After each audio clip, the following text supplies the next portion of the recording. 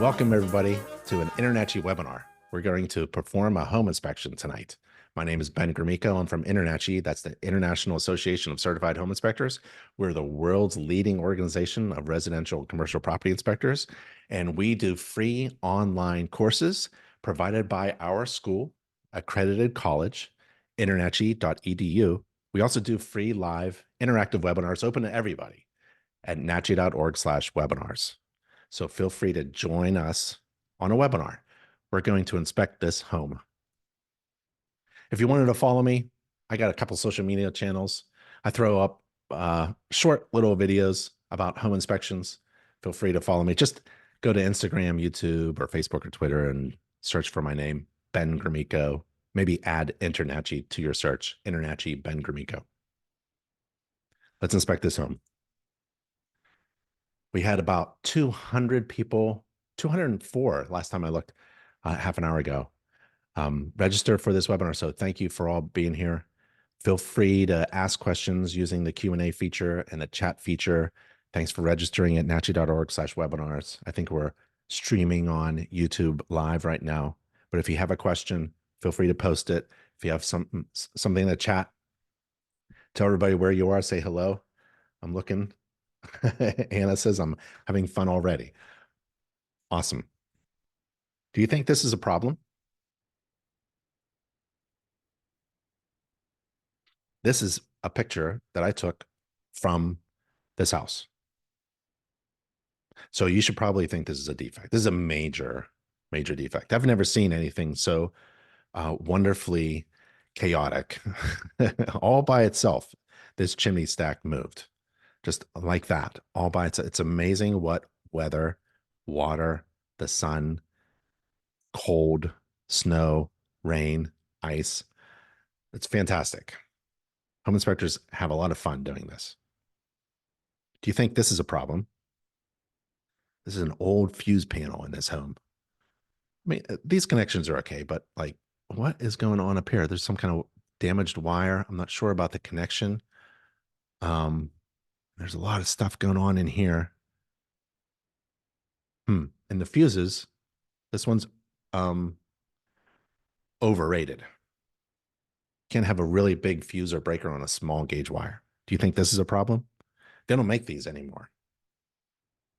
I like this picture because they just don't make this furnace anymore. This is a natural draft, gas-fired, forced air furnace. And we got a couple problems here. How about this? This is an end of a pipe.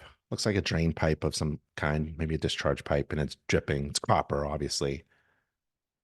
A dripping pipe doesn't necessarily mean a defect, but this one is. This is a defect, and I'll tell you why, because of the type of discharge pipe and what it's connected to. Here's another discharge pipe. This is discharging from a clothes washer into this pipe, and that's a defect. Can't have that. Do you think this is a problem? This is all from this home. So we're going to inspect this home and go over these problems. There's a couple problems in there. We already went over the knob and tube wiring defect. And this is a problem at the stairs to the attic space on the 3rd floor. And this is a problem as well. Okay, so those are some of the problems that we're going to find during this home inspection. So thanks for joining us. We're going to perform an inspection. Oh, if you're interested in joining InterNACHI, I've got a couple offers for you. A 1-month free trial membership. Go to nachi.org/trial and enter the code webinar month.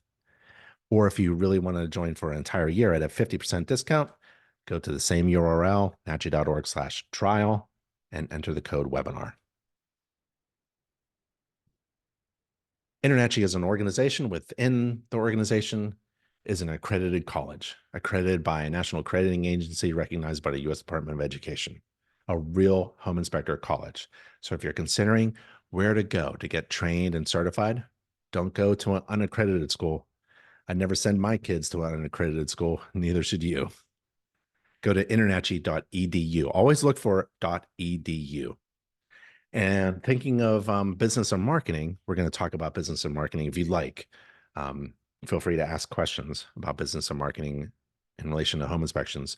But if you need a new custom designed website, InterNACHI's official vendor for website designs, they only design websites for InterNACHI inspectors. So you have to be a member of InterNACHI. And then if you're interested in getting the details, for only $299, they'll do a full customized website with SEO and analytics and chat features. It's a really great deal. nachi.org/website, or go to Google right now and search for inspector website builder.com. Inspector website builder.com. Let's inspect this home. Let's inspect this home. We're going to learn how this home works. We're going to find problems. We're going to talk about following its standards of practice. We can also discuss using inspection software or checklists. I've got the inspection report. We can read through the inspection report, including the summary. We can talk about getting trained and certified as a home inspector. We can talk about business and marketing. Feel free to ask questions. And this webinar, like all of our InterNACHI webinars, is being video recorded so you can watch it later. Everyone who registers for an InterNACHI webinar gets a link to the video recording. This is a morning of me performing inspections for a living. I was a home inspector for about a dozen years in southeastern PA, suburbs of Philadelphia. Had a couple hundred friendly competitors as home inspectors, but we were like the ruling, most successful home inspection business. And I wanted to share my schedule with you so that you can think about, how long does a home inspection take? How am I going to do an inspection? If I was a home inspector, how am I going to schedule my day? Can I do 2 inspections a day? Yep, you can do 2 inspections a day. So I would leave my house at about 7 o'clock. I'd arrive early. Where I'm from, if you're on time, you're late. So arrive early and inspect the roof. Inspect the roof from the ground, at least. If you have a ladder, if you're trained in ladder safety, we have a course on that. There are a couple courses on ladder safety. You can use a ladder to get up on the roof. You're not required to walk upon any roof surface, according to the InterNACHI Home Inspection Standards of Practice. So I'll get there early and inspect the roof. And then around 8 o'clock, the official start time of the home inspection, the next home inspection is going to be about 12:30. So I have some time there. Home inspection is going to take about 2.5, 3 hours. I get a lunch break, drive to the next job, and do another inspection before I come home before 5. 8:15, heavy stuff, big systems, difficult, challenging systems, HVAC, the plumbing supply, the drain waste vent, the water heat source, the water heating source, electrical and structure. Those systems there, they take a long time, almost like 2 hours. After that, if I'm in the attic at 10 o'clock, if my inspection started at 8, 2 hours later, no matter where I'm at, if it started at 12:30, 2:30, I'm in the attic. So 2 hours after my start time, I should been in the attic. And usually the attic for me means the very top portion of the unfinished space above the second floor, third floor rooms. And I'm working my way down to finish my inspection. So I have about half hour to an hour left. If I'm in the attic, 2 hours in, I'm happy because I'm managing my time really well. So you just can't do a home inspection and not think about time management. In business, I mean, the general rule in business, in the home inspection business, is like, you divide the amount of money you're going to charge for a home inspection, divide it by your time. So if you're going to let's make it simple. If you're going to charge $300 and it takes you 3 hours, $100 an hour is pretty good living. You can make a really good living being a home inspector. And InterNACHI provides you with everything you need to start a business get trained as a home inspector, get certified, have continuing education, get a license if your state requires it. We have business strategies. We have a business course. We've got a marketing team. All of their work is free. A lot of free membership benefits. Lots of discounts on tools and apparel and vehicles. So one of the things that we teach in the home inspection business and marketing course is time management. You have to manage your time well.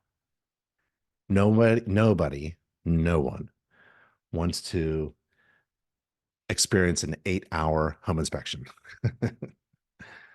So managing your time well is not just really good for you, your client, the building owner, but it's essential and critical for being successful in any business. Manage your resources well, and the most precious resource is your time. I do the other systems. I'm inspecting the interior, the bathrooms. I'm working my way down to the kitchen, really. I'm heading to the kitchen. I do the garage, the laundry. And then about 11 o'clock, 3 hours after the official start time, my client shows up at 8. Around 11 o'clock, we're finishing up. We're reviewing the summary. I use inspection report writing software. At a click of a button, I can make a summary. And then I promise my client within 24 hours, the full report will be available. Unless I'm way ahead of my schedule, or I don't have a second inspection to do, or I have some time, about a half an hour, I can pound out the entire report with all the pictures and videos. And then you charge your client right there. We used to tell our clients we like to get paid right after you tell us you're 100% satisfied with the home inspection. They're not satisfied, they don't have to pay us. That's a pretty good deal, pretty good guarantee, right? I mean, if my client is not satisfied after 3.5 hours of inspecting, I'm doing something wrong and I want to know about it. And I'm going to fix it right then and there. It never happened. And so we got paid right then and there. Nowadays, I would ask for a Google review. I'd schedule a home maintenance checkup 1 year from now. If they pay for it, then they get a discount. Let's say it's $100 for home maintenance checkup in a year, which only takes about a half an hour. They can get a discount, $50 if they schedule it right now, right? Things like that. You have an opportunity to really wrap things up, especially a Google review. Every client should be doing a Google review at the end of your inspection, right? At the height of their happiness with you, you ask them for a Google review or some kind of survey. All home inspections, all great home inspections are based upon the standards of practice. It is a foundation upon which you build a great inspection service. The standards of practice tells you and everybody, the public, what you're required to inspect and not inspect. That's such great information. You can use it as a guide to your inspection process, and you can use it as a way to set your client's expectations. A lot of people don't know what a home inspection is. A lot of contractors have no idea what a home inspector does. Contractors are so funny. We home inspectors make lists of things to go fix. And if you can't fix them yourself, you hire a contractor, right? We influence around $8 billion worth of home improvement renovation projects every year in the United States. Home inspectors. Clients of contractors, we're about 6 months upstream from any client of a contractor. We influence so much, but contractors get it all messed up. They think we're supposed to see behind walls and stuff like that. We can't see behind walls. The standards of practice tells my clients what I can see. And a home inspection, for those of you who don't know, is a visual only inspection. It's like taking both my hands, putting them behind my back, tying them, and me going through a home and looking, trying to find problems and describing those problems. That's what a home inspection is. It's a visual only inspection. We don't move anything. We don't dismantle anything. We don't take apart anything. We don't look inside walls and stuff like that. So we communicate our observations and write to our clients a report that describes indications of problems. Like if I observe an indication of a roof leak, I'm going to tell my client. Home inspection standards, everything starts with the standards of practice. On the roof, the roof section of the standards of practice is really good. It's like a checklist. So let's go there. This is the InterNACHI home inspection standards of practice. What am I supposed to do during a home inspection? I'm required to inspect from ground level or the eaves. Remember, you're not required to walk upon any roof. I have to inspect these things: A, B, C, D, E. Roof covering materials, gutters, downspouts, vents, flashing, skylights, chimneys, and other roof penetrations in the general roof structure. What else am I supposed to do? I have to describe the type of roof covering materials. Okay, what else am I supposed to do? I have to report as a need of correction, most important thing, active roof leaks. Observed indications of active roof leaks. Okay, so let's go back. Here's the roof. Remember, I get there early, start on the roof. I'm up on the roof. Remember, you're not required to walk upon the roof. I do. It was part of my brand. My brand, the thing that distinguishes me from other home inspectors. Before I was a home inspector, I was a home builder. So getting up on the roof with a ladder, it was very comfortable. If you're not comfortable, fly a drone.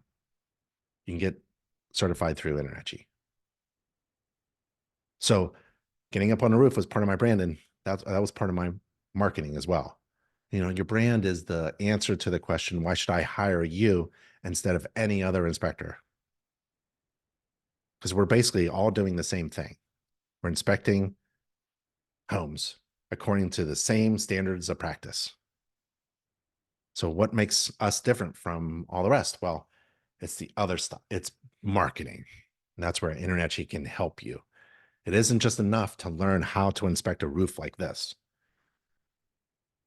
To be successful in the home inspection industry, in the home inspection service industry, and to run a successful home inspection company, you have to have business and marketing resources.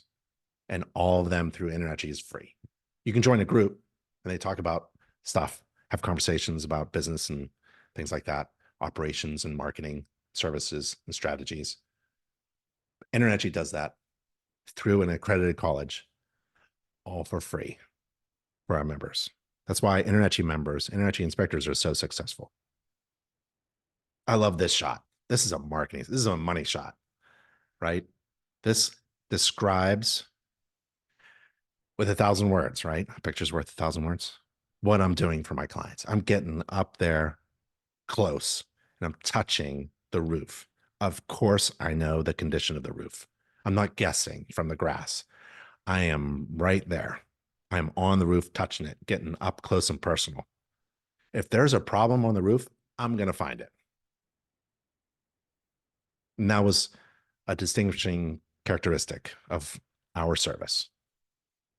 And what I do is I take a ton of pictures. I probably took 40 pictures of the roof, every roof surface, looking for anything missing, cracked, damaged, trying to guess the age if I don't know, looking at where a plane, a field, a flat surface meets another flat surface, right? This is flashing, it is a valley flashing area, or where something penetrates, makes a hole through the roofing materials.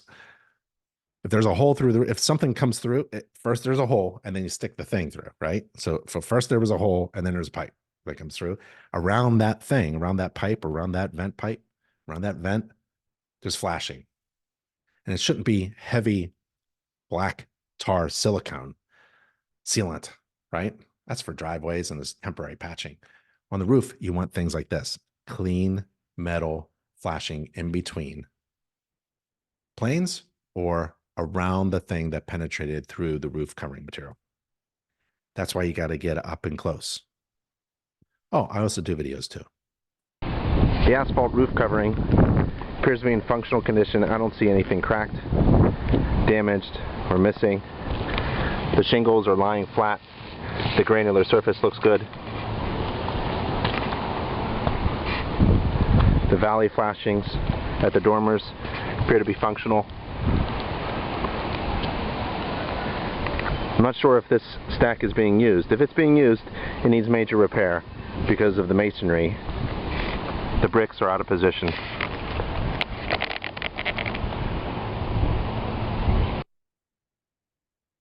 Little video. It's a while back, low quality, right? Let's see. Do I have another video here? The mortar joints are weathered and missing. And the chimney is very wide, so it needs a cricket or saddle flashing. The chimney on the front right side appears to be newer. The exterior brick looks great. 2 flues. I guess this one's for the fireplace. The flashing looks great, well sealed. And I use video because I want to impress my client. I wish my client was up there, right? I don't allow anybody to come up on the roof with me. So when I come down and meet my client for the first time in the driveway, right, at about 8 o'clock, they pull in, shake hands, first impressions, fresh breath, business cards, and I tell them the condition of the home, condition of the roof that I just inspected, right? I got down from my ladder, and I'll turn my device to them, my iPhone or iPad, tablet, and I'll play the videos. Every time I play videos from a roof inspection for my clients who didn't have to go up on the roof with me, they're just shocked and so pleasantly surprised. And they're kind of like, we hired the right inspector, right? So I don't know why you wouldn't take a lot of pictures and a lot of video. It's free. Your device should be big enough to handle a lot of videos. And your clients would just love it. Remember, you're in the business of providing valuable information. You're not in the business of doing a home inspection according to the standards of practice. Nope. You are in the business of providing value to your clients, and your clients have hired you to give them valuable information that they need in order to make a smart decision. And so in business, you want to overwhelm your clients with value. Doing a video of the roof that they can't see themselves is incredibly valuable. Oh, we could just increase our fees like nuts, because every time you add value, you should get paid for it, right? In business, if the perceived value is much greater than the cost, then it's a good decision. If the perceived value of the information that you're providing your client is it's overwhelming in comparison to the cost of getting that information, if the value of that information is in the thousands of dollars, like I just showed you, that chimney stack is messed up, right? That is a multi-$1,000 defect that maybe no one knows about, because from the ground, 40 feet away, it looks okay. In comparison to the cost, $396, that's a great decision. You hired the right inspector. Now look at me, right? I'm not even done. And I've created incredible, overwhelming value for my clients. See, this is all part of the marketing. Don't just think you're going to be successful because you've looked at the standards of practice, and you can do that. It's all about business and marketing. And InterNACHI's business and marketing course is a fantastic free online course provided by the only accredited home inspector college, InterNACHI.edu. Don't go anywhere. Don't go anywhere for coaching, mentoring, marketing, business, nothing. If they're talking about we get together and have conversations about business, go to somewhere that is tried and true, has been around for several decades, and is coming from an accredited college. You'll get everything you need through InterNACHI. Talk about things that go through a roof. Look at this job. This is a roof vent. Don't stick your hand in there. There's often bees right there. So somebody put a roof fan. It's probably a bathroom. Knowing where it's oriented next to this dormer, it's probably a bathroom fan, and they put it in there. And boy, that's just an awful thing. This is temporary. Asphalt sealant is like a Band-Aid. It's going to crack. and then it's going to leak, right? You need metal flashing. There it is from beneath. It's clean. It's brand new. There's a vent pipe, drain waste vent pipe, 4-inch cast iron with flashing below. This is just cosmetic. Can't even see it from the ground, so it doesn't matter. I can see it. This is just some corrosion of the cast iron vent pipe that lost maybe it was never painted. Here's that chimney with the terrible flashing. This is open flashing. You can see moss growing right here because water and debris like leaves that turn into dirt and organic material settle here in this open gap of the flashing. This is counter flashing that wasn't installed properly because the top of the counter flashing should be grooved into the mortar joint and it wasn't. There's just so much great stuff going on here. This is so much fun as a home inspector to find this stuff. And then you get your measuring tape and you measure the width of the chimney, masonry chimney stack. If it's 30 inches or bigger, you need a cricket. That's what we got. How do you get to know all this stuff? You need to be trained. Great way to get trained through InterNACHI is with our illustrations and pictures. We have pictures of everything. This is a cricket. This is what's missing at that chimney stack. And it's because it's over 30 inches. You need something. You know, when you get a really big, wide chimney stack, it's going to puddle up on the uphill slope side here with water. So you need to put in a little roof, essentially, to divert water around the very wide chimney stack. So we have a chimney course through our online accredited college. And within the course of how to inspect fireplaces, stoves, and chimneys, there's a cricket section.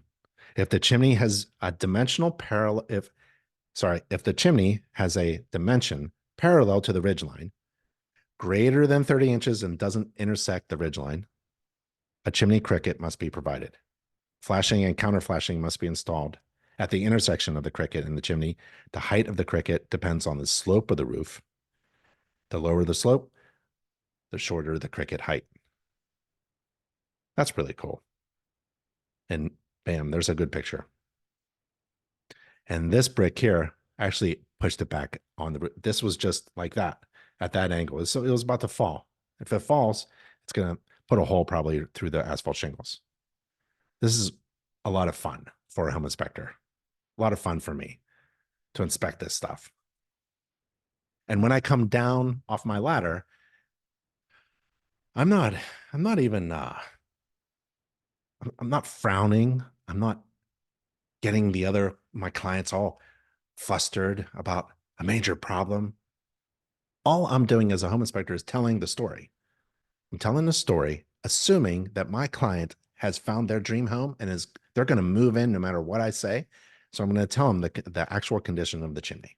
I'm going to describe the chimney condition. I'm going to tell them the implications of not fixing what I observed as problems. And I'm going to tell them who should fix it, like a chimney expert, chimney sweep. We need a mason. They're going to probably want to tear a lot down and build it all up. It's going to be a while to fix this. Can't fix it with black tar sealant. And even if the chimney is not used, they're going to abandon the chimney. It has to be fixed because it's falling apart.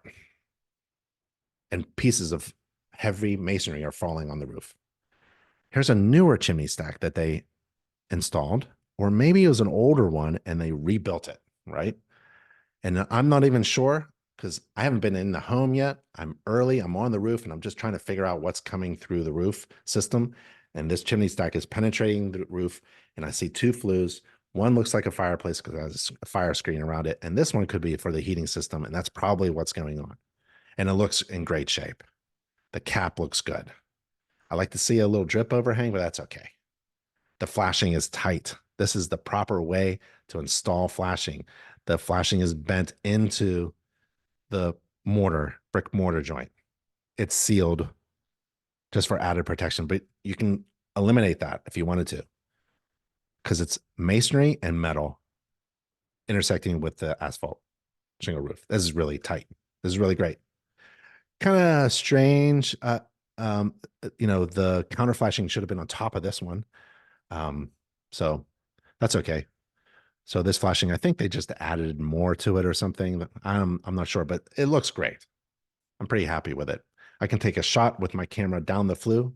As a home inspector, I'm not required to inspect the interior flue liner, which is what this is. But if it's open and I got my camera, I'm going to take a picture. If I see a hole, if I see, if I observe indications of a defect of the interior flue liner with my eyes or camera, I'm going to tell my client.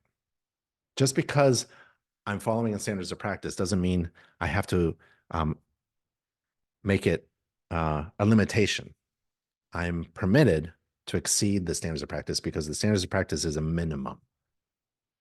In fact, my clients probably expect me to exceed the standards of practice. For example, the home inspection standards of practice doesn't have the word flashlight in it. So if you use a flashlight as a home inspector, you're exceeding the standards of practice. Okay. While I'm on a roof of the house, I take a look at the other structures on the property, and there's the garage. And that garage roof looks in really good shape. There are other things that I look at while I'm on the ladder coming down from the roof, the top roof, and I see we probably don't have central air conditioning. We have window units. There's the electrical line, overhead service electrical conductors, drip loop, the connection point, service entrance cable. Coming down, there's the chimney stack detail. There's my ladder. And there's another roof, a smaller roof on a side. I'm sorry, the front porch, I believe. This is the front porch. I see flashing. Anywhere where the roof intersects anything else, I want to see metal flashing or good flashing of a material that's approved. So it looks good. Windows, I'm not required to inspect every window because it's impossible. I'm required to inspect a representative number of windows, especially from the outside. I can't be moving my ladder around the entire house and looking at every window from the outside, right? But while I'm inside in the bedroom, I'll probably take a look at the windows or a representative number. Here's a side roof. This is above the kitchen. I don't know that yet, but here's the two skylights. Wherever the roof plane, field, surface intersects with the house, I want flashing. This is great, metal flashing, but the gutter is filling up with debris and spilling over. But this is, look at all the black tar. That's a temporary patchwork kind of workmanship. And the flashing here is a little loose. The roof isn't really sloped a lot. I can measure the slope of the roof, but right here feels like it's a little. So I'm going to take a look at these skylights from inside, see how well they're performing. Skylights are notorious leakers. They love to leak water. In fact, I tell my clients, even if the roof is in great shape, right after I leave, the next rain, it could leak. Home inspectors can't predict failures or things that are going to break. Home inspection is not a guarantee or a warranty of any kind. We can't predict future events like roof leaks. Every roof, if left go, is going to leak all by itself. And I don't know when. Nobody does. But I can see problems that might need to be fixed in order to prevent that from happening. And here's one here. This flashing was installed maybe into the groove of the mortar joint, but man, it was just gooped up with a lot of mortar. And then the fasteners, the masonry fasteners, it probably just threw in some masonry nails there. I'm not sure what's going on here, but it's unreliable, I would say. I know that because InterNACHI has a gallery of inspection images on how to properly install flashing, where the roof meets a wall. And that's not it. It's more like this, like we saw around the chimney stack. Remember? That was done really well. And that's not done really well. So I'm going to tell my client just to keep an eye on things. I use the word monitor that area. Here's another video. The roof covering over the garage appears to be newer and functional. There you go. Short and sweet. So the shingles on the garage look pretty good. The gutter is in terrible shape. Piece of plastic just bent over, falling apart, clogged, not really secured well with these plastic things. And there's a lot of adult trees with a lot of debris falling into the gutter. They're not cleaned. And it looks like the flashing fascia board needs to be maintained a little bit. So now I'm on the exterior. I'm on the exterior of the home. And the first thing I think of is, remember time management? Well, how about water management? Home inspectors have to be really good at managing their time. Homeowners need to manage water. Water provides life, but man, water can destroy. So you manage the water. You think of how rain hits the structure. How do you collect it, divert it? So here's rainwater hitting the roof, right? And then it falls off of the roof. Is there a flashing, a drip hedge, a gutter system to collect the water, downspouts to bring the water down to the ground? But what about rainwater hitting the windows? There should be flashing here or at the deck that's attached to the house or at a light fixture, some flashing areas there, or at a door or at the bottom of the door. Is the bottom of the door above the ground? What happens to runoff? It should be sloped away. Or maybe if it goes through, is there some drainage for the foundation? So I think about rain a lot when I do the exterior. And as I walk around, I'm thinking about how is the rainwater coming down this downspout being diverted away from the house? It's not. This downspout is disconnected. Let's say it was connected. It's still discharging tens of dozens of gallons of water, hundreds of gallons of water right next to the house foundation, this house foundation right here, porch foundation. So we want to divert water away from the house as much as possible. Right here is another downspout, goes underground. I don't know where it's going. I'm not responsible for underground drainage pipes. I'm going to look for erosion around here as if the underground drainage pipe is possibly clogged. I don't see anything, but I want my client to know that we're going underground. Old home, probably a street nearby. Could go to the street. But boy, if there are any roots, you may want to scope it or just cut it off here, let it discharge to the ground, and then slope that away, divert that water away. You want to get water away from the house foundation. If it's a hard surface, you want this hard surface slightly sloped away from the house foundation. You want to get things out of here. This dense vegetation is just holding a lot of water and moisture up against this brick wall. Masonry, exposed masonry like this, can absorb moisture and wick it. And moisture can wick up all the way through this, all the way through into the interior and all the way up to the roof. Here's some underground drainage pipes. It's funny that there's two right next to each other. I don't know why they wouldn't connect it, but they're going underground somewhere. Where do they go? Maybe the homeowner knows. Here's the rear porch.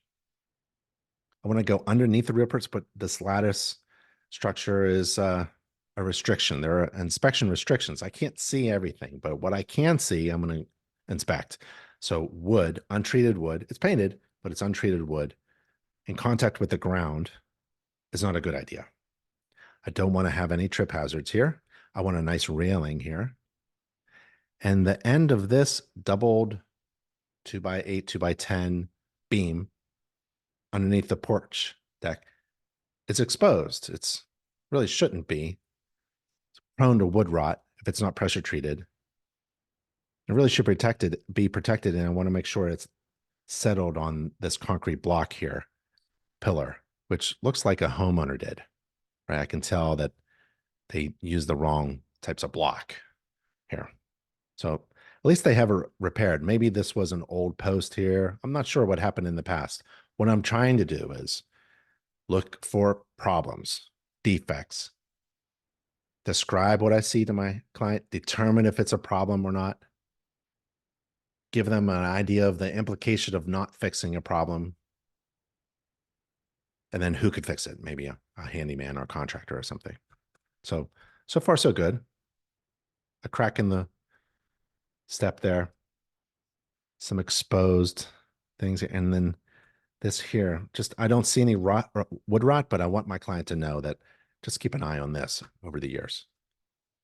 And I'm not sure what the homeowner had in mind, but it looks like they were going to do something and some unfinished. The workmanship is kind of poor here. And this is a picture through the lattice because I can't see. I can't crawl there, but I'd like to get underneath, but I can't. So the floor joists, the ledger board looks in good shape, actually. Not bad. They even have cross bracing and a railing. And there's the porch guard, actually. So that's a handrail right there I'm grabbing. And this is a guard. They're not the same thing, different. The roof structure of this porch in the back has been repaired in the past. You can see this large 4x4 beam, but only some of the roof beams are supported. Maybe something was rotten here and they removed it, replaced it with something. Something was painted white and the other one wasn't. There's been some repairs. I just want to have my client who's walking around with me see what I see, and then we'll put it in the report as something to just monitor or maybe ask questions because you can see some things have been replaced. And the fastening here isn't really, proper. I'm not sure why they would put it there, and it's kind of missing the beam here. So I think a homeowner probably did this work. Here's a guard here. And, you should know some basic measurements about guards. And with InterNACHI, you get these awesome illustrations that you can learn from, and also in our courses. And also you can download these illustrations to help boost the information, the valuable information in your inspection reports. So as an InterNACHI member, you have access to all these illustrations, thousands of illustrations like this. You pick and choose what makes sense to you. And we want a railing to be a certain height. And we don't want things to fall through the guards like a small child. So this is code, actually, right? This is um, something within the International Residential Code or building code or local building code. This has to be a certain height. Can't have more than 4 inches of space in between the spindles. 6 inches here. The space in between the guardrail posts. Minimum of 30 inches. If you have a deck that's lower than that, you don't need a guard. If you have something that's higher than that, you need a guard. And that's all code. But again, home inspectors are not code inspectors. But all of InterNACHI's courses are based upon building standards, best practices, inspection processes, and code. So you are essentially learning building code when you become an InterNACHI certified home inspector. Because you want to know certain things, right? You don't need to put this in the report, and you certainly don't want to start quoting code. But you want to know if this railing, if this guard, I do it all the time, if this guard is high enough, or is it too low? Maybe it was built to code back then, 50 years ago. Maybe. But if it's unsafe right now, I'm putting it in the report as my home inspector, as a home inspector.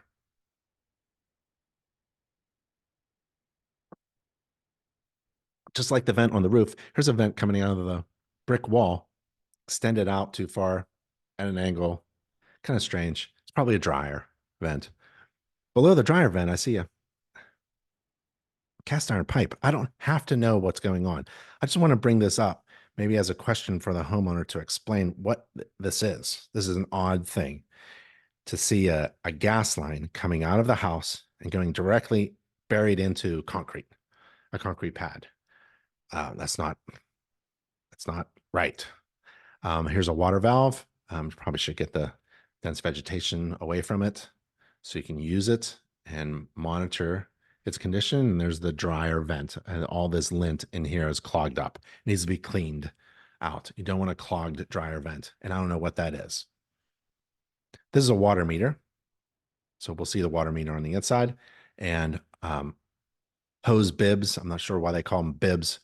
They're hose faucets or spigots on the outside of the house, and they should be frost free so they don't freeze in the wintertime. The house is made out of brick masonry. It's in really great shape. The windows are wooden windows. Some of them are capped with aluminum. That's great. This is a terrible picture of a radon mitigation system. There's a radon fan, exhaust pipe, and I'm not a home. I'm not. I wasn't hired to do a radon test at this home, but I'm a home inspector, and I know that this radon system has to meet modern code in order for it to be safe and functioning well. And we have a home inspection checklist just for radon systems. So if you're a home inspector and you come across a radon mitigation system and you want to tell your client whether it's meeting, whether you think it's in good shape or not, or it has signs that it was built long time ago according to standards back then, 15 years ago, but we've learned better now, and so we've updated the standards, and now the fan, maybe the fan orientation is all wrong, or it's not draining properly, or it's not fastened properly, or it's not exhausting high enough, or something like that. It's not meeting modern standards. That's really good information that you could provide as a home inspector who's not there to do a radon test, but you come across a radon mitigation system. So this is at InterNACHI's public page for radon checklists. Anybody can download it. You can download it, get the international standards for performing a radon mitigation system inspection. You can take the course on how to perform radon measurements if you like. But the checklist, I would download it and then upload it into my inspection software so that I would have this checklist as a home inspector. And if I come across a radon system, I look at the standards. If there's anything wrong, I tell my client. Really great resource. Inspection checklists are free and online from InterNACHI. So as we continue, taking a look at the exterior, love brick exterior or masonry exterior. Looking for anything that doesn't look right. You know? So just some maintenance issues, really. Like this front porch post. A little water damage, some paint there. It's cracking in a way where I'm a EPA certified lead hazard risk assessor. The paint is cracking as if it has lead content in it. So if I want to tell my client that information, that's valuable information, especially if they have children. Lead paint is not good for little kids. So some paint there, some just minor maintenance. I don't know, the little trim is missing, and I think that's a little hole there for a squirrel. And there's natural gas supplied to the house. Remember that gas pipe coming out of the house? I think it's going somewhere. Not sure where. Here's the gas line coming in. There's a valve there, pressure regulator. I wouldn't worry about the minor rust, and then it goes in. And there's the gas shutoff valve. As a home inspector, you have to identify the location of the gas shutoff valve. And there's the front light post there, but it's not hooked up and it has wires just loosely there. And that's my voltage tester just to make sure I'm not touching a live wire. That would be hazardous. Sidewalks, they're all cracked and unsettled and a bit of a trip hazard here and there. Even the public walk. This large tree, which is on my client's property, is probably lifting up this walk here. They now have a tool that can just shave this down. So it's no longer a trip hazard. They don't have to lift or tear out anything. They just shave it down. So trip hazards on the walk. There's a playground system there, which I disclaim. I don't inspect playground systems. Although if there's something wrong that I can just see, like, oh, okay, that is leaning over or it's going to fall apart or something like that, I'll make that information available. But I'm not trained in playground equipment. No home inspector is. Okay. There's a detached garage made out of masonry, concrete masonry units, blocks. I could see some weathered paint here and there. Remember, the roof is in good shape, but the gutters are not. It's very flat around here. Probably a lot of water splashing, but it's a detached garage. Weathered door like crazy. Looks like they put in some new locks. That's nice. Ah, gas pipe and a water pipe and an electric line. So it has everything, this detached garage. But I bet it's not to code at all. And it's not to really good building practices or standards, right? Not sure what this material is and why it's corroding. Is it two dissimilar metals? Is this iron and copper?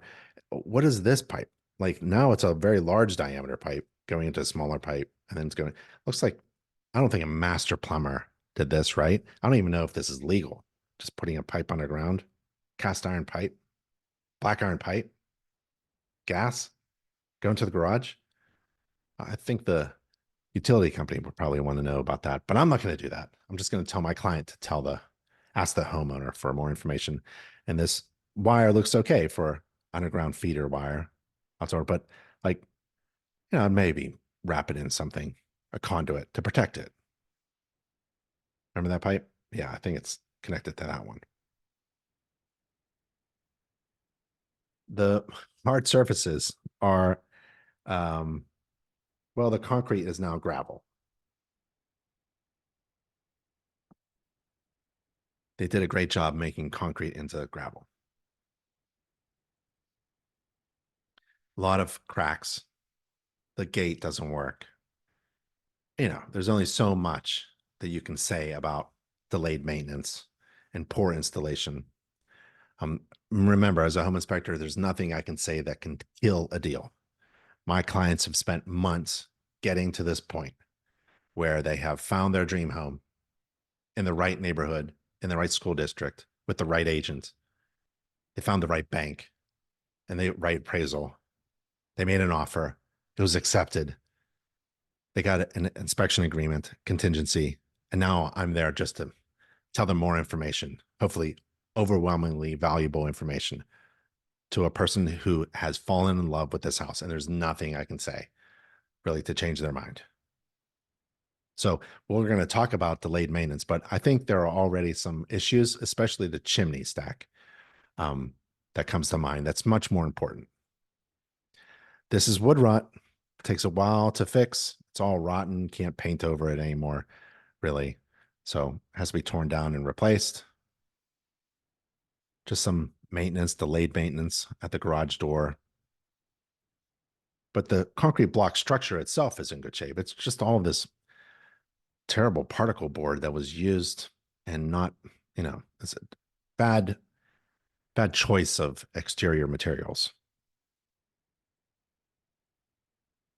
And like the cap is missing on the gutter. I think I'm gonna like not really, I'm gonna downplay these things, right? And really try to focus on what's really important. They're really important things in a home inspection. I'm gonna focus on that. As a home inspector, once you're starting to do a lot of inspections, you get used to things on how to communicate your observations. You start to um, you're able to um, make your comments mean something to your clients.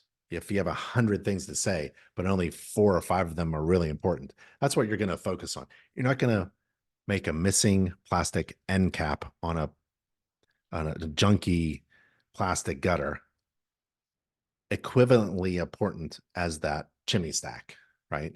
This is very minor in comparison to that masonry problem that they have with the chimney. Okay, inside, I can't see everything. Like, look at all the inspection restrictions. I'm going to do my best. I don't know. There could be termite damage in here. It's all concrete, but there could be settlement cracks. I don't know. I'm going to just do my best to look around. Remember, it's just a visual only inspection. I'm going to open and close the garage door opener, but it's plugged into an extension cord. That's not all that great. And I'm not actually confident that it's been installed by a professional. Um, but I'll hit the door opener using normal operating controls. It will open and close. It's got some wood rod here Obviously, we saw that on the outside. Has no safety, laser eyes, beams. There's about 10 things to inspect when you're inspecting a garage door opener. Yeah. And if you go to anynachi.org page, I'm going to show you where to find that inspection checklist for inspecting a garage door opener. Ready? Go to nachi.org, get started, go to training and education. This is our training page where all of our courses are listed. Use the filter and type in garage. And it's the how to perform a garage inspection course. If you pop in there, there it is, garage door inspection checklist. And there are 10 things to do when you're inspecting a automatic garage door opener. And I would just put that in my inspection software and carry it with me on my phone, right? My software will be with me on my phone. So I look really smart. I'll have everything that I need right in my hand in order to inspect a garage door opener. That's pretty cool, right? So InterNACHI resources, free and online for InterNACHI members. A lot of inspection restrictions. I'm really looking for like maybe some electrical things, right? Where's that gas line go? No idea. Where's the water line go? No idea. Hidden somewhere. There's a loose box there, electrical box. The structure looks good. There's no GFCI protection. No GFCI protection. There's a missing box here. There's just a bunch of live wires hanging out. And we've got this problem. Fuses. Fuses are antiquated. It should be replaced. This should be replaced by a master electrician should replace this with a breaker panel. Sorry, a breaker, a sub panel. Little breakers. Maybe you probably need a few circuits that's coming from the main panel on the inside of the house properly. It's grounded, bonded properly with a sub panel that's properly wired by a master electrician. Not this. Okay. You want to be safe. It has to be functioning. We want all of our homes, all of our systems and components to be functioning well and safe. And we also want our home to be healthy as well. So healthy means like it's dry, doesn't have lead hazard paint, remember? Heating and cooling is next, okay? So it's been 1 hour in the webinar, which is great. I think we're on time. We're managing our time well. We're going to heating and cooling. Let's take a look at some of the questions or the chats. Let's see. Andrew says, what do you do if the seller wants to follow you through the inspection when your client is the buyer? Okay, my client is usually the buyer, and I want my buyer with me, following me while I inspect, asking me all kinds of stuff, because as a business owner, I'm trying to manage my time. I don't want to answer questions at night, right? So I want to answer all the questions while we're here, attend to every concern and question while we're together in their home. So I can tell the story of their home to them face to face. My client usually isn't the seller. The seller usually gets notified by the agents that someone is coming to do a home inspection, and then they get out. They're asked to leave. If they don't leave, that's very rare. Like 1 out of 100 inspections have happened where the seller just wanted to sit in the kitchen. Well, that's not the way to sell a house, right? So sellers should leave, and agents can help their clients sell their house well. There's a few things that InterNACHI recommends to sellers: commercial property inspection, commercial property sellers, residential property inspector, sellers, sellers of homes and buildings. One of them is get out. Just let your client walk around in peace with their inspector and talk openly about their dream home. Everything's going to go well. If there's a problem, there's going to be a problem, whether you're sitting in the kitchen or not. Let's see. Keith, about shirts or polos. I like t-shirts. Polos are fine too. I actually just wore what are they called? They're all buttons. Oh, I like buttons. I like to be more formal. So in wintertime, long sleeve button shirt, blue with collar, branded, right? And then in the wintertime, sorry, in the summertime, I'm sweating. So I wear white. So if I sweat, doesn't look bad. Short sleeve, button, collar, tucked in shirts. Now, I'm not in Florida. I hear in Florida, they wear shorts. I don't know. I guess you can wear shorts. I wouldn't wear sandals to a home inspection. I don't care how hot it is, but I would just, dress up. You want to dress up like, you know, you have earned the money that you're asking for. Um, Michael says, Inspector Website Builder builds a great site. Thank you. Andrew, what do you guys do if a seller wants to follow you through the whole inspection? Oh, did we just yeah, Andrew Woods. Yep, same question. Uh, Hey all, it's my new advisor. What reporting software do you recommend that's affordable and provides auto narratives? So for software, can I give you some advice? I don't care what you buy, but to start off, if you're brand new and you just want to try something, InterNACHI has a free online home inspection checklist for writing inspection reports. So you could just try it out. So you type in this runs on laptops better than devices. Devices a little clunky, but you just, have no defects on the roof. You can upload, let's see, here's vents flashing skylights. So I have a major defect, the flashing between the kitchen roof and the house wall is in poor condition, and then browse, and you want to add some pictures, right, of that. So let's just add a couple pictures here. Just upload them in the report, and boom, boom, boom, and there's your photos. And then you print it out, right? So it's kind of like a checklist that's really for people learning how to write an inspection report. I wouldn't use it for any clients. But if you want software for your clients, I would go to this URL, nachi.org/everything. nachi.org/everything. You have to type that URL, nachi.org/everything. And to get software, that's step number 3. You click it and you get to a link that provides software, right? So it's right there. Inspection report writing software. Get special pricing exclusive to InterNACHI members, and you click that link. Santa messed up the chimney. Yeah, that guy needs to stop doing what he's doing. Could you talk a little bit about conflict of interest when providing home inspections and other services to the client? Is providing repair services for material defects observed really only the conflict of interest? No.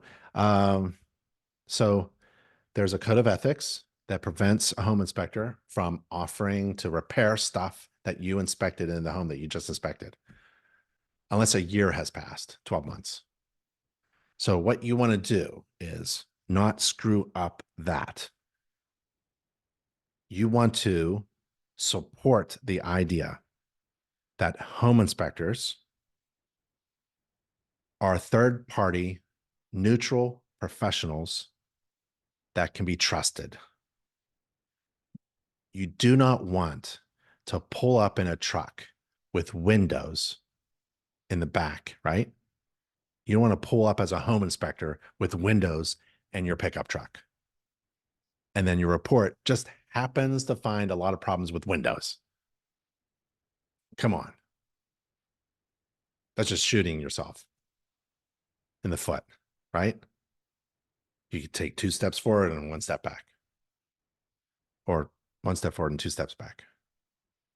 You want to be separated from any criticism or appearance of impropriety or biasness.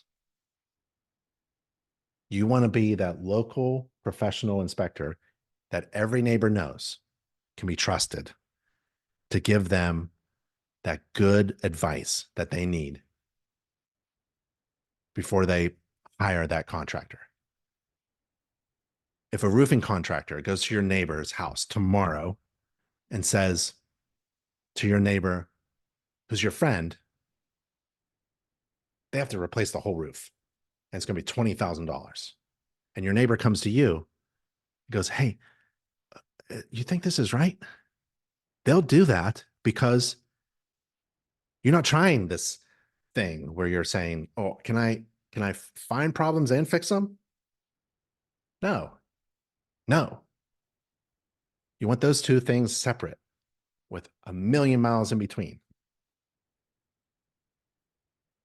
You want to be the obvious choice for a trusted opinion, especially if you're hired to oversee a contractor's work. You want to give that honest, unbiased opinion. You want to be that third-party, neutral, professional inspector who can be trusted because you don't have any disclosed or undisclosed conflict of interest or bias. You don't care if they repair anything that you find wrong. You don't care. I don't care. As a home inspector, I don't care if anything gets repaired. Well, I actually do, but see my point. I mean, I want my neighbor. I'm doing home inspections essentially in my market area, which is within driving distance. I want my neighbor. All my clients are neighbors. That's how I see myself because we all live near each other. We all live in the same town or towns, essentially, right? Same zip codes. So I'm inspecting for my neighbors. Why would I do anything other than provide them with information that they can trust without any appearance of impropriety? Without any hesitation, somebody can call me up and ask me for their honest opinion. Can you give me your honest opinion? Yeah, because I have no bias. I'm not a contractor. I don't have any relationship or connection to anyone that is interested in repairing the things that are defective in my inspection report. I could care less. Okay. That's my recommendation. Uh, as just a licensed home inspector in Oklahoma, Nathan says, and not InterNACHI certified quite yet. That's all right. What types of inspection services can I offer now? Buyers, sellers, re-inspections. Yeah. So you want to get fully informed about what your state regulates. And so you want to go to, there's a page within every InterNACHI dashboard, but let's see if, yeah, I can just go, let's see, it's here. So we have all the states and provinces and countries. So if you're in Pakistan right now and you want to know what it's required of you to become a certified home inspector and what services you can provide before you get a license, click that button. So in Oklahoma, Oklahoma, there it is. There's information about how to become a certified home inspector in Oklahoma, right? And it looks like you have to take a 90-hour pre-licensing course approved by the Oklahoma Construction Industries Board. And InterNACHI's 90-hour pre-licensing course is online and free for InterNACHI members. So you said you're not a member yet? I would join InterNACHI and take the 90-hour online pre-licensing course, which is free for members, and get licensed. And then take our resources to take the state exam. And then licensed home inspectors are required to get insurance, and we have insurance for you. And it just goes on and on and on. Okay.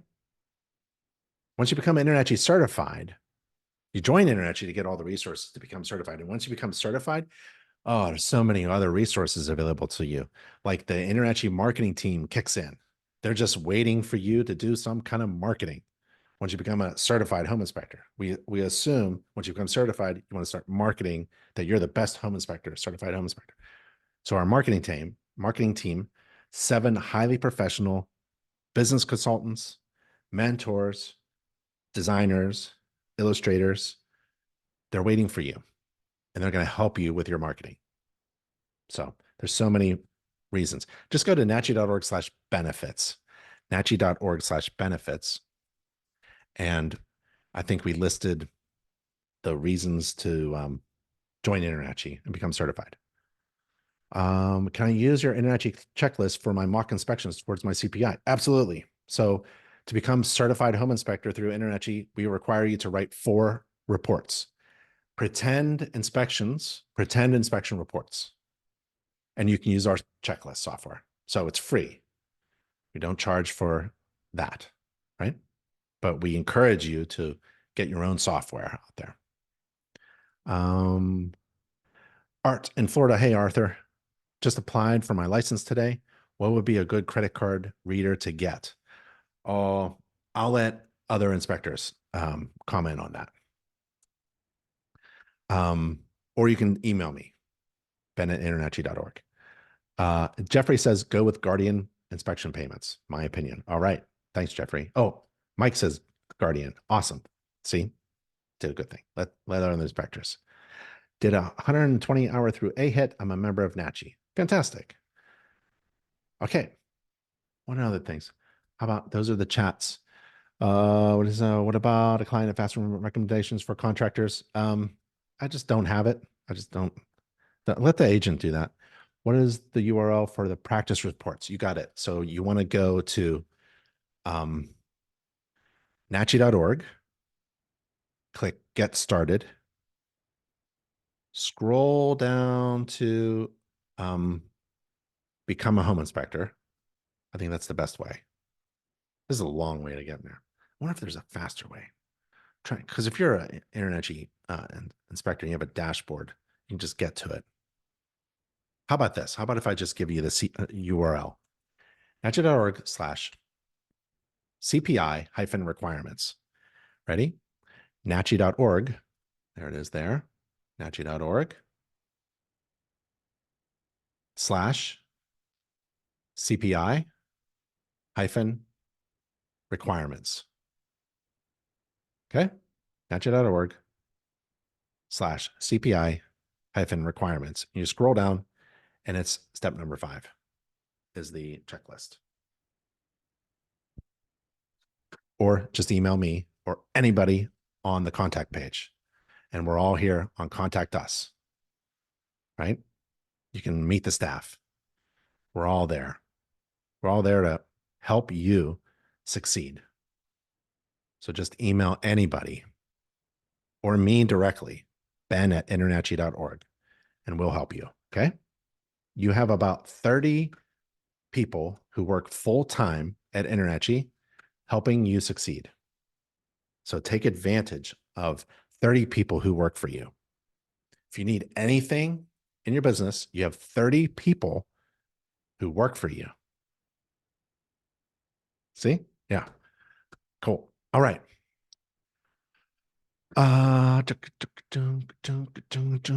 Business structure. Yeah, LLC. A lot of people structure their business, home inspection businesses in LLC, but get a business attorney and a CPA to help you out. A local business attorney. Heating and cooling. Okay. I think we've got 40 minutes left. So let's kind of go through this system and get to the inspection report and the summary and wrap this up. Okay. Remember this is a natural draft. They don't make these anymore. Natural draft gas fired furnace. It's really cool. So cold air returns here through an air filter. Oh, it's kind of a odd air filtering. So here's the gas line, shut off valve. Oh, no drip leg. Pilot light. Natural draft goes in here. Combustion air goes in here. Natural draft goes in here, and the vent pipe up through the chimney. So there's the burners there.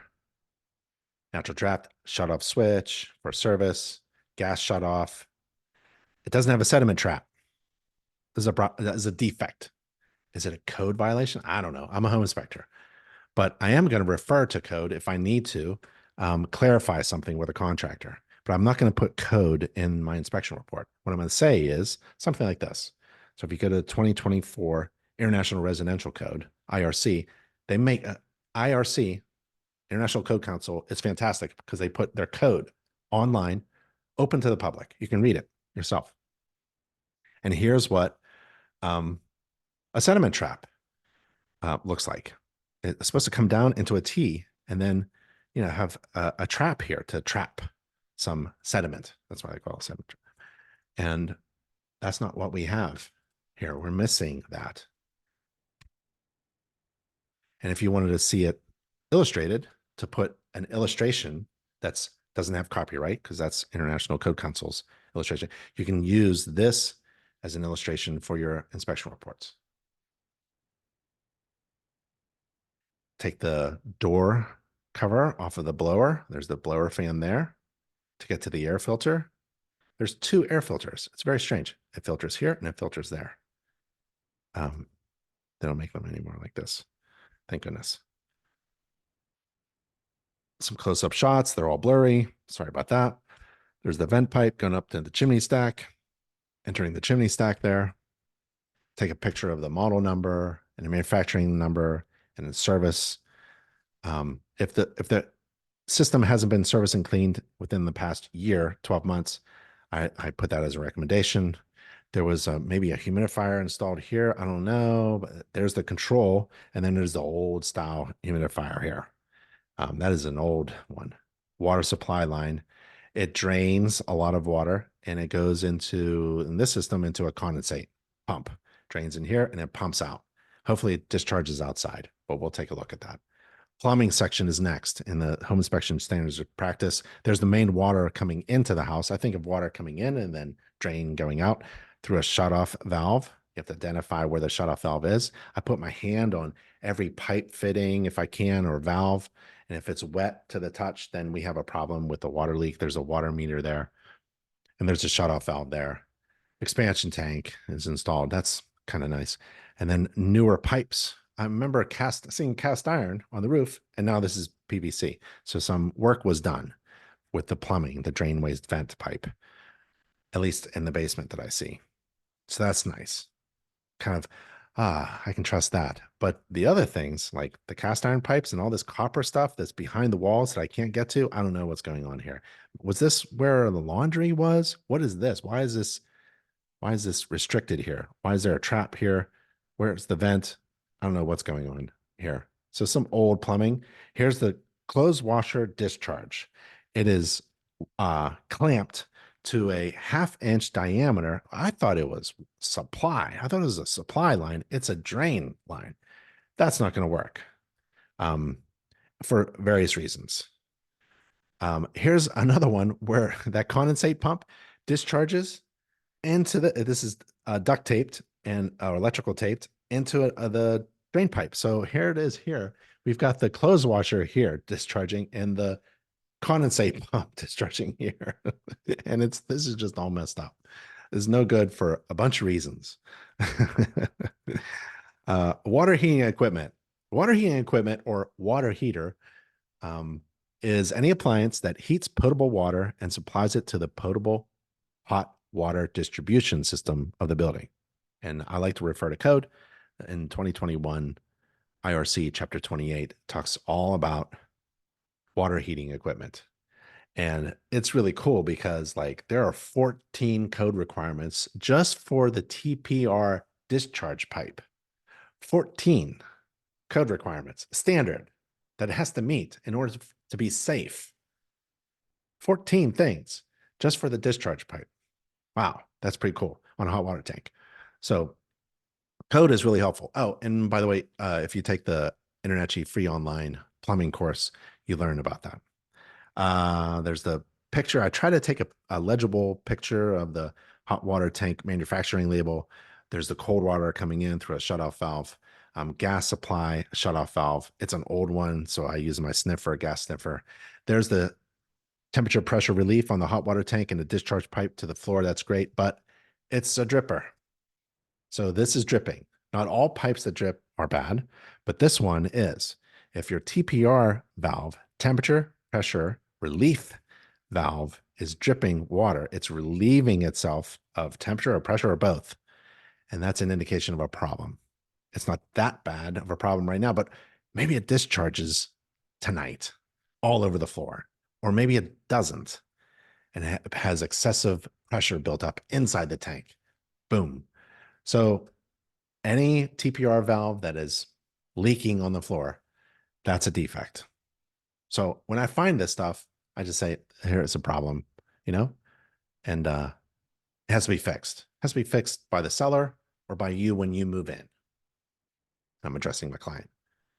I'm just telling the story. I'm not telling a horror movie story. I'm telling the story of the house. And the house has some opportunities for fixing things. I hate it when this is a flue connection pipe. I hate it when somebody puts a hole in a flue connection pipe. This is like a strap that's holding up something. I guess it's holding up this pipe, but really, like when you put a hole in a flue and you don't seal it like that, like the seams are supposed to be sealed. This is supposed to be airtight. If this comes out, let's just say this comes out. Now you've got a hole in a flue pipe. Ever see a hole in a flue pipe on your car? Do you like smelling that? Think you can breathe that? No, this ain't that big. It's not as big as a car exhaust pipe, but it's still the same idea. You don't want, you want, what you want is everything sealed and tight on a flue pipe coming out of a gas fired heating system. Basement, foundation, crawl space, and structure. That's part of the standards of practice. There's the basement there, basement, you know, it's masonry, probably stone, brick, or something like that. Um, I'm just looking for water penetration. Looks like this is really cool. They left the brick part of the, I believe this is stone and this is going to be brick, and they left the brick part exposed so that you could see the original structure. I thought that was kind of cool. Here's the radon fan. So the radon system, there's the gauge, right? And remember the radon fan on the outside? You can inspect these components of the radon mitigation system using InterNACHI's checklist for your client. There's a bathroom down there. Doesn't look very good. Looks like it's had a lot of problems, even like mold or something.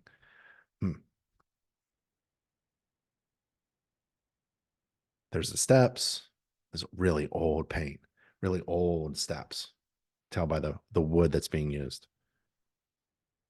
Want to look for termite infestation. Termites just love this area right here.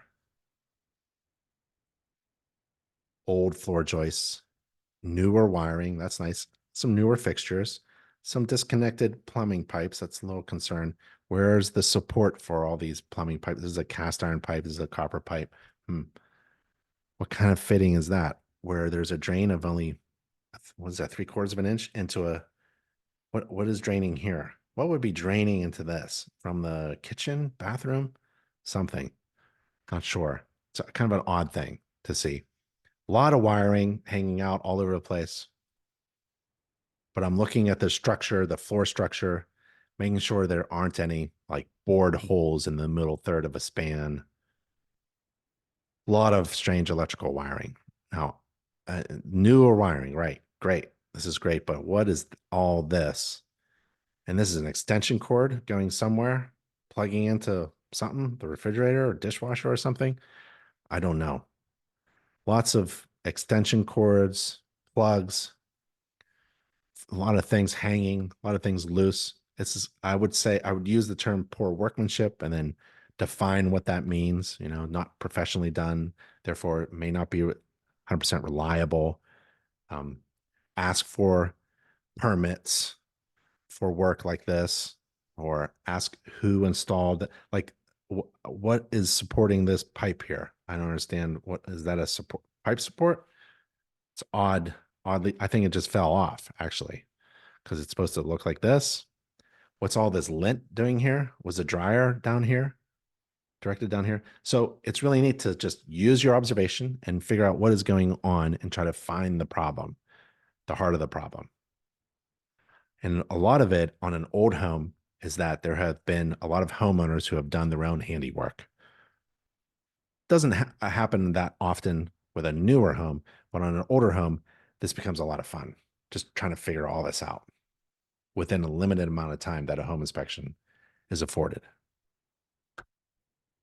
Electrical. On the outside, when we were doing the electrical exterior inspection, we saw the electrical line. Remember that? When I was coming down my ladder, we saw that. Here's the electric service line. service entrance cable into the meter, and then the service entrance cable into the panel downstairs, and it goes into the panel downstairs through that hole there. This should be sealed well, and some older mortar joints. That's all right. And there's the panel. And there's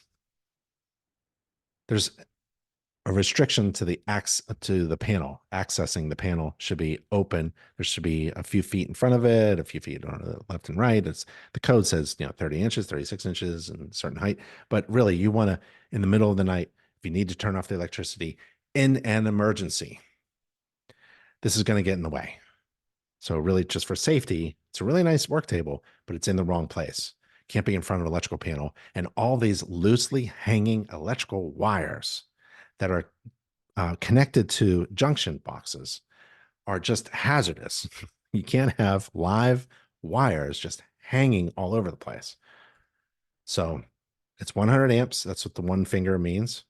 So it's really maxed out. I'm not surprised that we don't have central air. It's probably not enough. If you're going to put in central air, you're going to have to get probably 200 amps, 150, 200 amps to the panel, upgrade the panel, all kinds of different kind of wiring going on here. Same here. Nothing's labeled. You're not required to remove the dead front cover, but I like to because I saw this. This is a scorched component of a breaker. I'm not sure what's going on, but I see that this is a 20 amp breaker on a 14 gauge wire. Here's a 20 amp breaker on a 14 gauge wire. So we have fat breakers, big fat breakers on small gauge wires. That's an overfusing and too big of a breaker. So we've got problems inside the electrical panel. And there's another one here. I think the basement was redone, no permit. They threw in some breakers, threw in big 20 amp breakers on 14 gauge wires all over the place. Terrible. It's out of focus, these pictures, but my report is going to be very clearly written. Fireplace. We have that fireplace that's in very poor shape. I don't think they use it as a fireplace anymore because on the inside, damper opens and closes. They have silicone, right, on the brick of the inside. So that's not all that great. So I'm going to make sure that no one is using this fireplace until all this has been further evaluated by a certified chimney sweep. Attic. There's the attic space, very small attic space. Looking at the roof structure, looks okay. But when you look around, you get to see other components like that wiring, all that spaghetti wiring. They're just thrown up there, very loosely thrown all around. Poor workmanship. There's a newer fan. Remember that vent on the roof that wasn't flashed properly? This is probably a homeowner job here. A lot of pipe fittings just to get it at the right angle to go up the roof. So I don't think that's a professional doing that. And knob and tube wiring. So we have knob and tube wiring in the house, and it's live.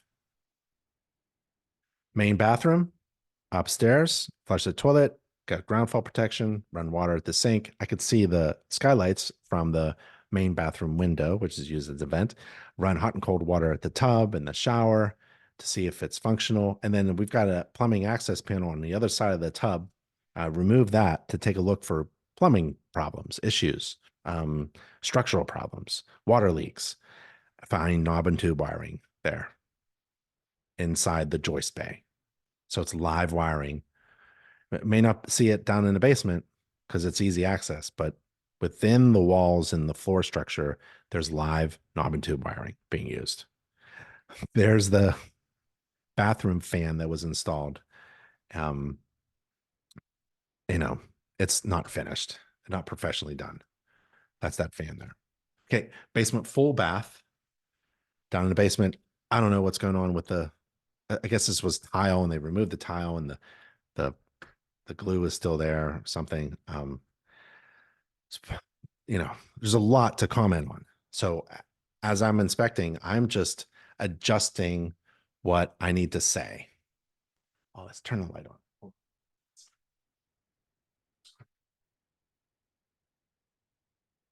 You see me better? There we go. So this cosmetic stuff is really just cosmetic in relation to the major problems that we're finding. That's why I love it when my client is with me, because they can hear, you read and hear differently. So my report, I want them to understand what I've written before I write it, right? So I wouldn't be too concerned about the things like this stuff. I mean, this is a shower, it's functional, but man, is it nasty. I mean, it just wasn't installed well. They just put some plastic sheeting here that gooped a lot of silicone. And this is a concrete base, which is really nice. I'd save this, right? But I'd just remove all this stuff that's holding all this moisture and mold. Really gross. Laundry. Um, Remember that vent pipe on the outside? It was pushed out to, it's because it's not installed properly, right? I mean, this thing can go back and forth and is twisted on the outside, right? Um, you need GFCI protection now. Back then, when the house was built, it was built to code back then. Yep, everything was built to code back then, but like we need GFCI protection now. Hot and cold water, shut off valve, that's nice. Here's the gas line to the gas dryer. It was also electric. So GFCI protection, a couple other things. Interior. Um, I'm in the attic, right? And I'm coming down, I'm going through the bathroom. I organized the pictures for this slideshow a little bit differently, but basically I was in the attic and I'm coming down to the kitchen. I'm trying to get to the kitchen, going through the interior, looking at a representative number of windows and doors. This is missing a window lock, kind of minor, but I'll put it in the report. I'm able to do that quickly because I'm using my software while I'm inspecting. I'm writing my report while I'm inspecting. Um, Broken window that needs to be fixed. That's a single pane, old window. There's heating sources in every room, including this very old floor register. It's an older house. Missing handrail. That's the defect here. Missing handrail. Need a handrail is something that's graspable while you're walking up and down a flight of steps. So you need it here as well. The space between the spindles of the guard is large enough for a child to fall through. That's a safety issue. When the house was built, yep, that was just fine. But children have fallen through and have hurt themselves. So we want to change that. We want our homes functioning and safe and healthy. That's why you get a home inspection. Moving through the house, representative number of doors, windows, the walls, the ceilings, the receptacles, the light fixtures, just checking on things, turning things on and off. My client is with me. We're opening and closing doors and windows. There's a few extension cords being used. Odd things about the floor, like being patched. Like they had a beautiful wooden floor and then they patched it with plywood and then put tile on, like vinyl flooring on top of it. This was maybe a floor register, not sure. They removed it. They put in a piece of plywood. Not sure what was here, but somebody needed a closet, so they built a closet, but it wasn't really finished well, as you can see. There was a floor register here, maybe in the wall with the baseboard trim, and then they removed it, but they put the baseboard in, but I don't know what they're doing. There's a lot of cosmetic damage there. Kind of minor in comparison to what really matters in the inspection. And my summary will really summarize what really matters. Here's the kitchen. 2 skylights. Remember the skylights? It was kind of iffy about how they looked. So right here below the skylights is where I like to look. And sure enough, there's water damage here. So you can use infrared, you can use a moisture meter, but if it's dry, I'm going to say that it could be an active roof leak. I mean, it's not raining today and hasn't rained for a couple days, so it's dry to the touch. Maybe even if my moisture meter, my infrared camera doesn't show me any anomalies, I'm going to say to my client, this might be an active roof leak, even though the skylights look new and the roof looks new. Just have to assume. Why? Well, who would leave this in their kitchen? Especially when they know that a home inspection is about to come, right? And on the other skylight, there's water damage here as well. So I'll just leave that to my client to handle.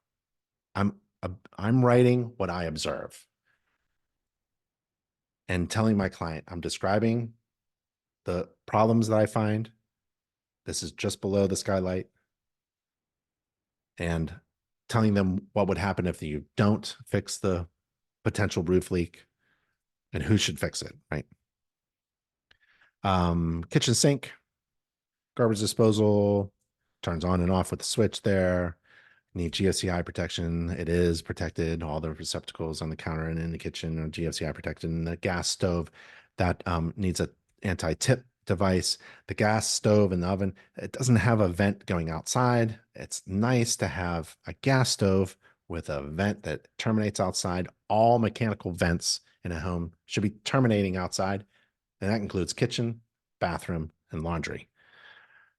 And the dishwasher, I'll run the dishwasher a short cycle and see what happens. My inspection report summary.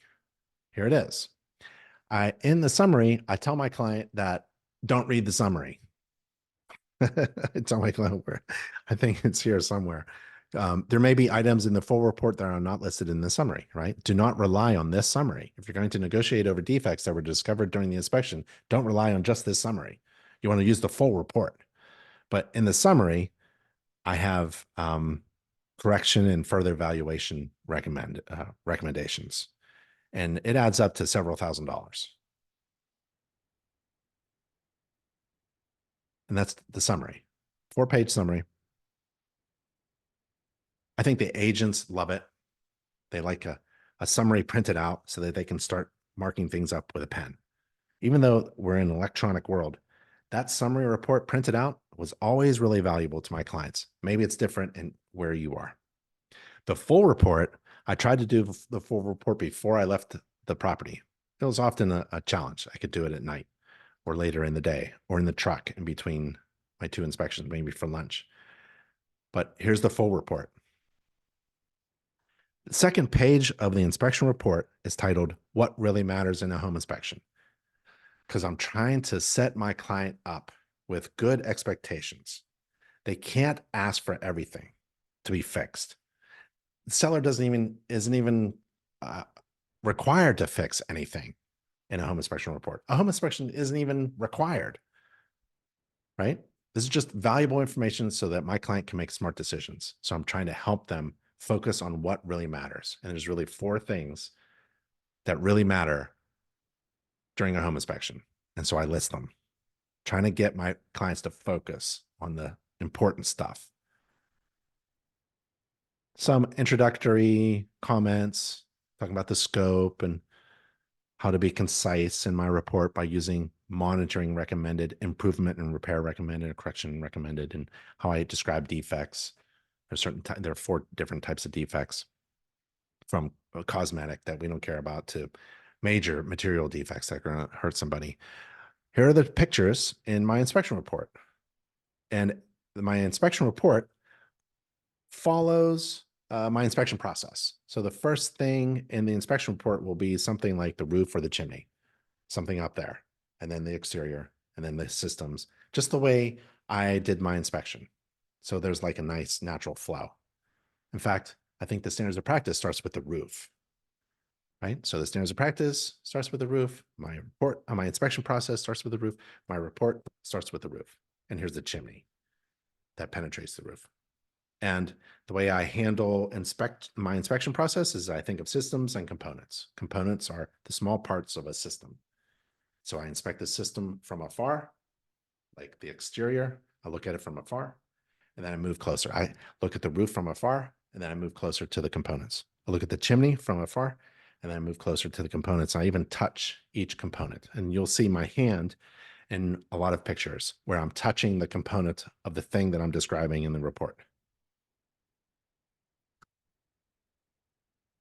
So there are the pictures of that chimney stack. That was so much fun to inspect. It's very wide, has a lot of problems.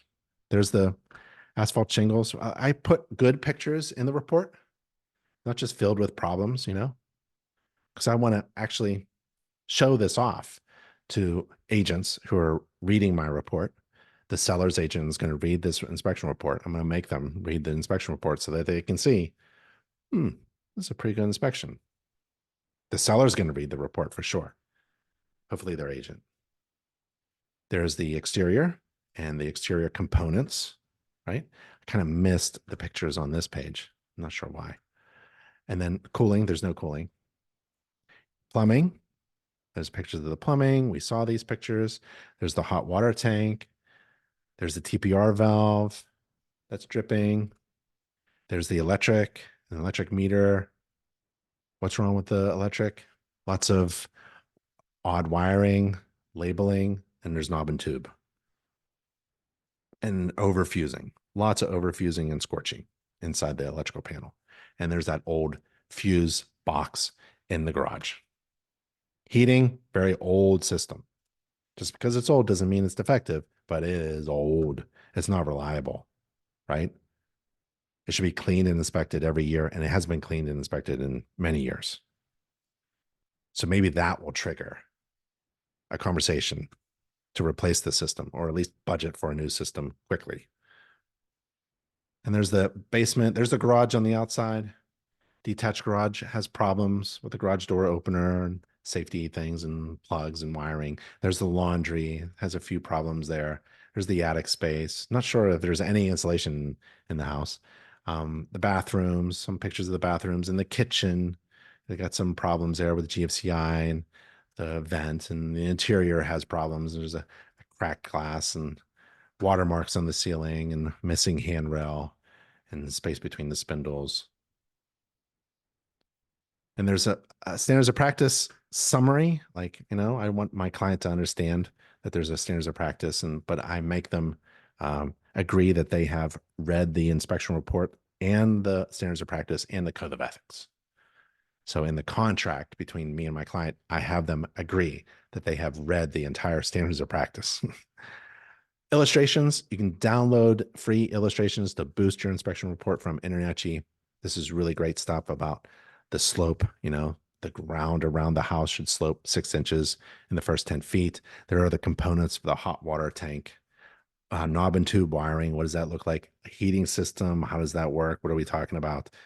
Old drum humidifier components there, and there's the space between the spindles and the railing and all that stuff.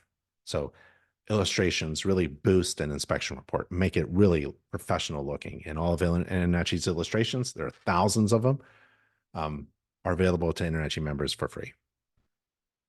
And that's what we did. We inspected that house.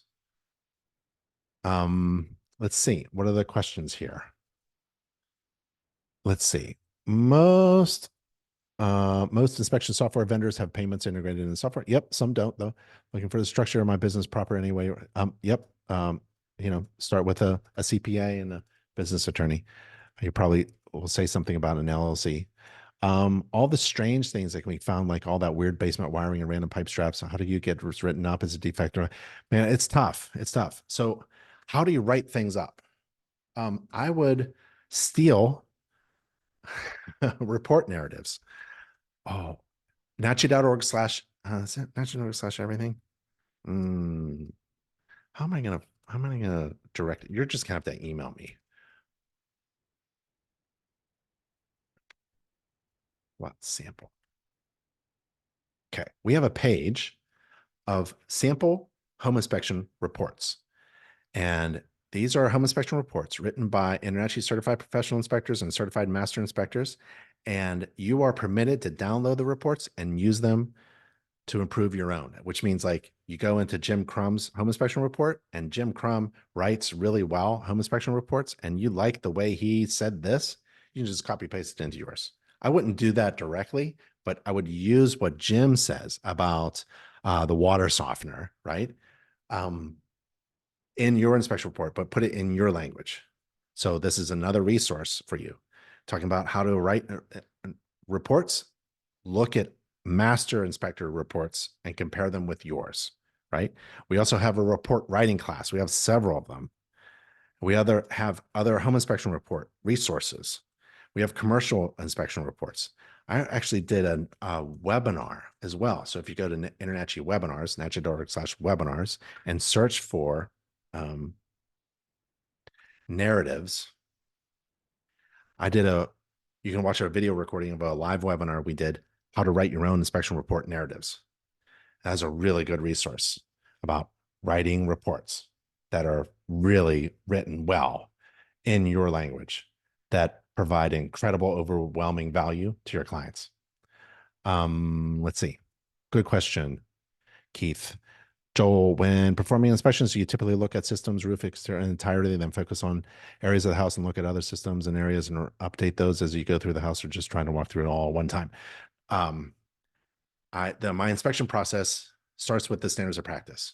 And standards of practice is basically systems and components within those systems. You start with that, or InterNACHI's basic checklist that we went over. That's a really great starting point. And then just keep adding to the things where you exceed the standards of practice. The word kitchen is not in the home inspection standards of practice, but you are definitely going to inspect the kitchen. So I would put a chapter, a section called kitchen in my inspection report software, and all the components in that, all the appliances. How do you inspect kitchen appliances? InterNACHI has a free online inspect appliances course. You go to our education page, type in appliance. It's such a great course, actually. And it says appliance inspection for home inspectors course. And this will show you how to inspect every system, every component in the kitchen that's an appliance. Like here they are: dishwasher, food waste disposer, range, exhaust hood, electric range, stove, cooking oven, a microwave oven, trash compactor, refrigerator, mechanical exhaust and bathroom heater, garage door operator, doorbell and chimes, and dryer vent. So kitchen's in there plus other appliances. Um, Jeffrey says, good training. Thank you. Could you email me a final draft of the inspection? I'd love to learn how to do that. Jeff, you're going to have to email me. Just email me and I'll reply back. It's so much easier that way. HUD asks, does InterNACHI provide the online training for sewer scope inspections? Yes. You want to go to nachi.org/certification, nachi.org/certification, and scroll down to sewer, or Command F or Control F, find sewer scope inspection. So certified sewer scope inspection. So you want to get hands-on training or online training. You can also contact the instructor, Jim Crum, his son, Michael, and Mike is fantastic. They can help you with that. Any comments, questions? That's it. Awesome. That was fun. That was a lot of fun. I had a lot of fun. Hey, remember all these contact URLs? We're all working for you. nachi.org/contact. Register for the next webinar. If you can't make it, just register. You get the link to the video recording to watch later. nachi.org/webinars. To find everything that we went over, nachi.org/everything. To get a really great customized website with SEO, nachi.org/website. And if you want to follow me on social media, we can have a lot of fun together on Instagram, YouTube, Facebook. Just search InterNACHI Ben Gromicko. That was fun. Thank you for inspecting this house with me. Stay safe and healthy, everybody. And I'll see you on the next InterNACHI webinar. Bye, everybody.